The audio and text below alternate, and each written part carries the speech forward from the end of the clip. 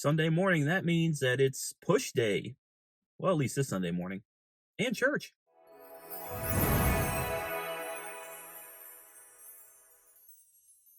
What's up, Truth? This is Ben, and it's 5 a.m. Sunday morning, and I've been up since 4 a.m. because, well, I have children, and my 2-year-old decided to sing the Song of His People this morning early. So we're up. So we're going to go ahead and do a push day, and we're going to talk about some of the comments in my videos about Elena L. and Calvinism in general, and how, well, just cognitive dissonance is such a real thing. It truly is, when people will admit that they are wrong, but that they're not wrong. And, well, you might sound right, but that doesn't mean you actually are right. Yeah, so we're going to go ahead and do some chest day, do some of that, and we're going to talk about some comments, and we're just going to talk about a couple things in general. Let's get at it. What's up, Truth? This is Ben, and I'm doing an audio overlay over this. And we're going to start, since we're working on a warm-up, we're going to warm up with the comment that you just saw there, and I'm going to post a small snippet from a website called thecalvinist.net. Now, the comment you saw, it's kind of reminiscent of a lot of comments that I get from people, and it varies on what they're asking or what they're stating, but they're pretty much saying, well, R.C. Sproul and John MacArthur and John Piper and all these Calvinists out there, they all say the same thing, that we have no free will, that there isn't a single atom or molecule on the entire planet that is autonomous of God, and that has no freedom, and so every single thing has been determined: thoughts, desires, evil desires, good desires, wants, lusts, whatever it is. And that's just simply incorrect. And I'm going to read from the London Baptist Confession of Faith, because most of these people hold in the Reformed camp at least to either the London Baptist Confession of Faith or the Westminster. Usually Westminster are Presbyterian guys. But also I'm going to comment on what I'm doing in the gym, because I'm trying to vary it up and not be boring in all my videos and just sitting right in front of the camera. Now you can let me know if you like it or don't like it. But I'm just warming up right here, and it's important because I'm doing push day. And you want to make sure that you warm up, especially your elbows, at least if you're me. Now, one of the problems I always have with pushing days is my elbows get sore.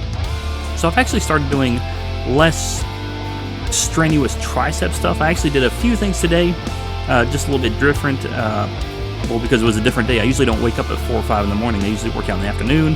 But my kids woke me up, and it was very, very exciting, good times. But as you can see, I'm just kind of warming up everything: biceps, triceps, shoulders. Got to get all your delts, your lats, and I actually do some lat pull downs here, and I'll show you in a minute. But let's go ahead and move on to the first movement, and then I'll actually talk about the response. So these are just rope push downs. I think I'm doing, like 20 pounds there. It's double the weight. It's like 40 pounds. So like I said, just warming up my elbows, just getting a little bit of movement, getting a little bit of blood in there. And it was just me and 2 other guys, because it was 5 a.m. But anyways, let me read this. So the reason I chose this is that I've never used this website before. I think it was called thecalvinist.net. I've never gone there before, but all I did was do a simple Google search, and it pulled up exactly what I needed. Now here you can see I'm doing lat pull downs. Very important, actually, when you're doing a push day, if you're doing chest, because your lats, even though technically they're a muscle for pulling, they can also be used along with pushing. There's no such thing as a muscle that's isolated, that does nothing. So I like to do pull downs when I'm warming up, at least before I get into the set. So let me just read this. So this is from the London Baptist Confession of Faith. I believe it's section 3. It says, God hath decreed in himself from all eternity, by the most wise and holy counsel of his own will, freely and unchangeably, all things whatsoever come to pass. Yet so as thereby is God neither the author of sin, nor hath fellowship with any therein. Well, how can that be? Well, that's because sin is a privation, and I've listened to R.C. Sproul say that, and you can just Google or YouTube R.C. Sproul determinism, and I think it was one of the first videos that popped up, and I've said that many times. I've said it's a deprivation or a deprivation. Evil and sin is just disobedience. So it's not something that God does, because God can't disobey himself. So God can't commit evil because he'd be doing something that's illogical. It'd be a logical error. And as you can see here, back in the video, I'm doing some just some free weight dumbbell presses. I think these are 60s or 70s right here. It was a pretty weak day, actually, on the bench press, because I woke up before, didn't sleep good, and not every day is going to be good. Like I said, it's, some guys, you watch all these guys on YouTube, and they're on there and they're doing hundreds and 120s and 130s, and they're crushing and blowing it out of the whatever, and everybody goes, oh my gosh, I can't do that every day. It must be amazing. Well, last week I was doing, I think, 205 on the bench with the bar, and today I barely got 70s. It happens, all right? Not every day is going to be amazing. And here, one of my favorite tricep things, moving on with the push and try day, and I'll get back to the comments. I just really like these. These help the tricep on the very back of the arm, because you always have like the teardrop coming down the side. This I always feel in the back of my arms. Anyways, getting back to this, so God can't commit evil because evil is disobedience, right? It doesn't have substance, so it's not like God is decreeing people to do something that is disobedient to himself. He can't decree that, right? So, moving on, nor is violence offered to the will of the creature, nor yet is the liberty or contingency of second causes taken away.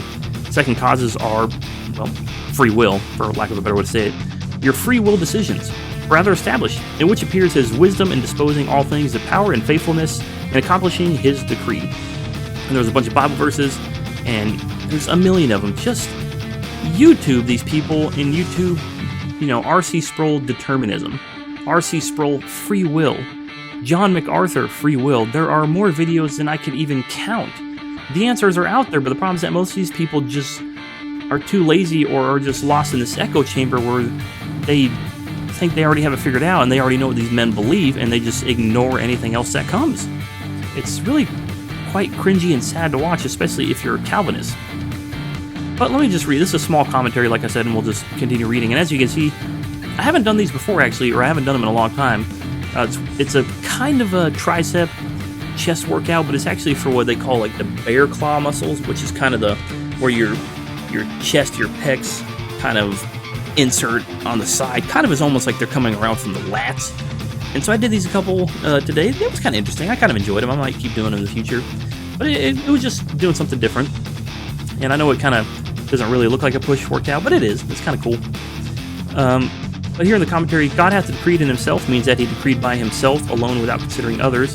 As a modern translation puts it, from all eternity, God decreed everything that occurs, without reference to anything outside himself. He was not influenced when he decreed everything. But what does it mean that God decreed? A decree in the context means putting everything in order and planning everything that is to occur in history. This decree of God was from all eternity and therefore is unchangeable. Skipping down, all things whatsoever come to pass, there is nothing that occurs that was not already decreed by God from all eternity. But this does not mean that God is the author of sin. Why? Because we already defined what sin is and what evil is. Nor has fellowship with any therein. God does not create sin or author it. He does not have delight in it. Rather, he orders it and ordains it to be for his own holy purposes, according to the most holy, wise counsel of his will. So, what does it mean that God decrees all things? Well, it means that he decrees all things. He's in charge of all things. He set up the world from eternity past, set it in motion, but we have free will and freedom. Well, how much freedom? Well, which choices are ours, which are his, which were, automatically decreed ahead of time? We don't know, because we don't know the logistics behind it. And moving on, I'm doing an incline press here. I think I got up to 50s or 60s maybe. Like I said, you want to make sure that you take your time with these, go slow. You don't want to rush it, especially if you're just working out more like a bodybuilder does, like me. Now, if you're powerlifting, or if you're training for strongman or explosiveness, obviously you're going to train a little bit different. Well, I hope this has helped, guys, and I hope it's been mildly entertaining. Just doing something a little different here, and decided to end it with cable fly scoops. Now, I actually did these for the first time watching, I think Ethan Suplee is his name. Might be saying that wrong. It was a guy from Remember the Titans, the extremely overweight white guy. He ended up losing like 250, 300 pounds, and now the guy's jacked beyond belief. And I really like these scoops. They're kind of cool. Kind of works your entire chest right in the center. So like I said, I hope this has helped, guys. I just wanted to offer something a little bit different and kind of clarify this one comment that I get a lot, where people are saying that John MacArthur is saying, and R.C. Sproul is saying, and Calvinists are saying. Well, we're not. We're really not saying those things. And it's really as simple as a Google search. It doesn't take very long. Just go to YouTube, go to Google, go to wherever your search engine is, look it up, and you'll find the answers. We'll tell them to you. We're not hiding anything. There's really nothing to hide. Anyways, guys, I hope this helps. If you want to see more videos like this, let me know. Put it down in the comments down below. Let me know what you think about determinism and what we say versus what they say. And we'll see you in the next video. Take care.